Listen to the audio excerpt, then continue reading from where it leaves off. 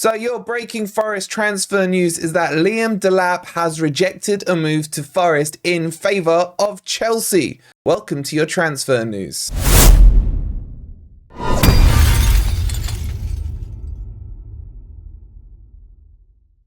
Good morning, good evening, or good night. Hope you guys are doing well, and welcome to your latest Forest transfer news. Coming up, we'll talk to you about Liam Delap and his rejection of Nottingham Forest, and we'll tell you about one of our players who's rejected a move away as well.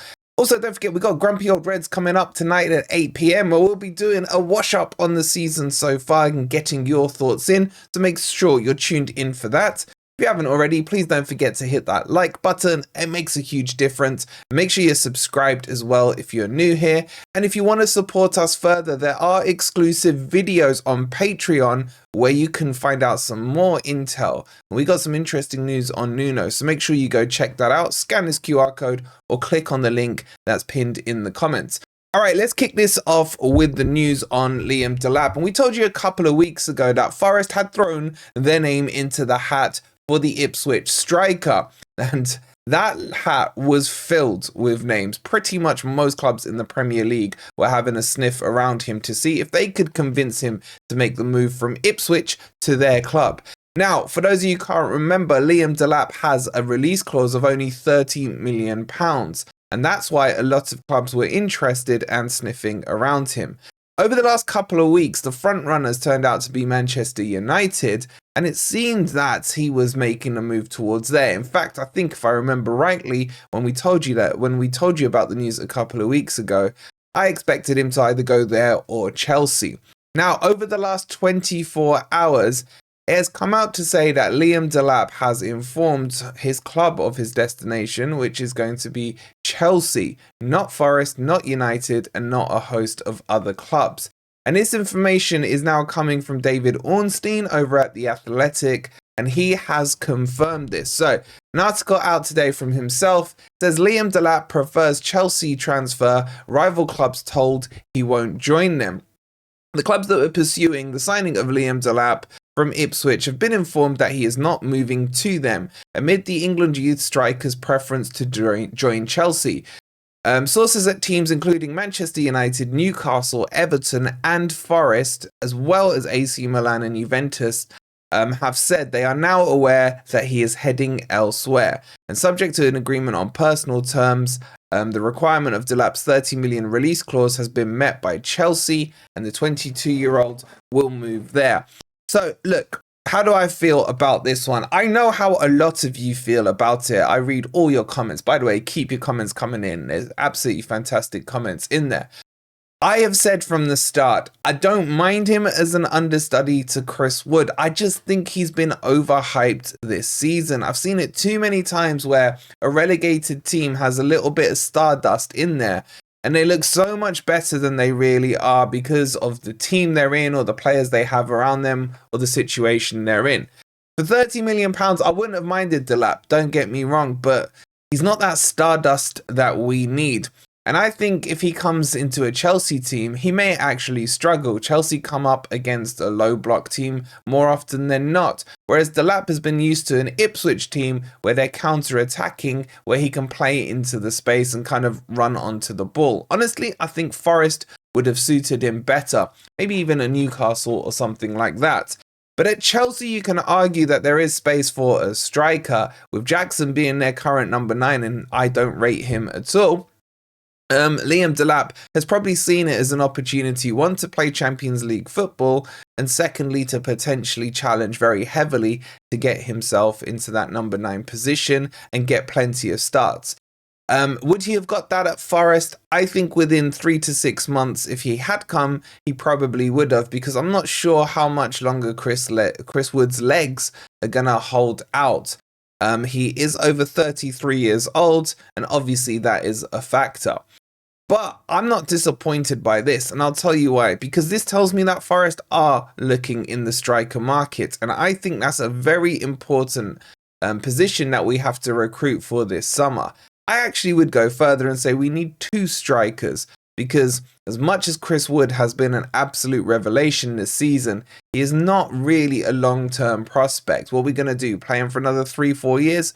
Obviously, that can't be the case. But while Chris Wood is in that number 9 position, to get someone to come in to play second fiddle and sit on the bench with the egos most strikers have and should have would actually be quite difficult. That's why you would need to recruit someone of the profile and age of Dilap, where he can come in and then dethrone Chris Wood in 3 to 6 months or whatever it is. So I get the thinking behind what Forest have done here. I get the price tag is very tasty as well. So I wouldn't have been against it, but he's not my number 1 choice. Now, Forest should be looking in these markets, and there's also the free market they could look on. For example, someone I would be very keen on, and we'll do a separate video on him, is Jonathan David. I think he's fantastic, he's free, he's in his mid-20s, and he scores loads of goals over his time at Lille. No one is talking about him, and no one's been really linked to him outside of, I think, Juventus, and that's gone quite quiet. So Forest, if you're watching, go get him, man. He will do a hell of a job, and it's a free transfer. So that's the update on Dilap. Cross him off your list.